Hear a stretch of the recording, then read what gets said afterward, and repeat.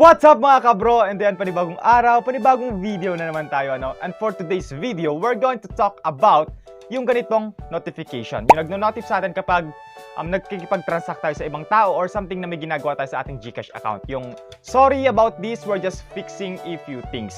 So, explain ko dito sa video na to kung bakit ba nangyayari to, as well as the tips and possible solutions, and some other things na regarding dito sa problem na to. So, ayun mga kabro, ano? Stay tuned and panoorin nyo to.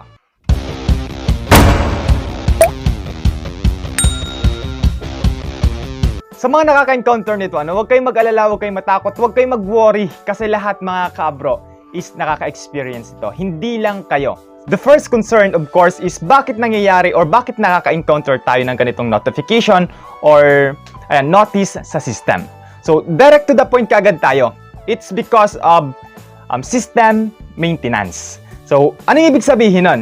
So, sabi nga dun sa notification kanina, no, we're just fixing a few things. So, ibig sabihin yan, may ina-upgrade or something na may binabago or modification dun sa system. So, meaning to say, hindi naman lahat ng transaction sa Gcash is affected. So, example, kalimitan yan is sa pay bills and sa Gcredit. And as well as the verification process, ano. Ang example sa verification process is halimbawa binabago nila or something na pwede lang pabilisan yung process ng verification process, pwede silang tanggalin ng ID or pwedeng ibalik. And sa pay bills naman, pwedeng may dagdag silang mga store na pwede na nating mabayaran, mga ganong sistema, ano mga kabro. Hindi naman lahat ng features, ano, sabi ko sa inyo, pwedeng halimbawa pwedeng gumana ang G-Invest or pwede gumana ang iba pang features na Gcash KKB, ayan, pwede gumana, pero sinasabi ko sa inyo, hindi lahat affected.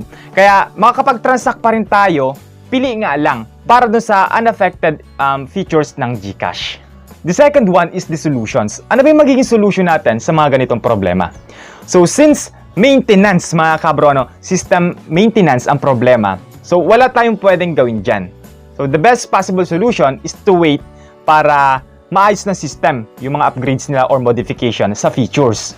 So, ibig sabihin, nagre-range lang naman siya ng 1 day or wala pa nga minutes lang or hours lang minsan bago tayo makapag-transact ulit or magamit yung Gcash application. Hindi naman nagtatagal yan, ano mga kabro, huwag kayong mag-alala. Hindi magtatagal ang maintenance ng system kasi need ng mga tao or Gcash customer or user ang kanilang services. So, ayun mga kabro, ano, expect nyo na half day or hours lang maayos na ulit yung system. Pero pinakamatagal niyan is 1 day duration of system maintenance. So ayun lang mga kabro, ano, sana nakatulong tong video na to. Sana nasagot ko lahat ng mga tanong, lahat na nag-PM sa akin, ano. And kaya ko lang binilag to is ang dami talaga nag-PM sa akin and nagko-comment na ano daw ba yung ibig sabihin nito. Kung sila lang daw ba yung nakaka-receive nito. So I hope na nasagot ko lahat yan, ano.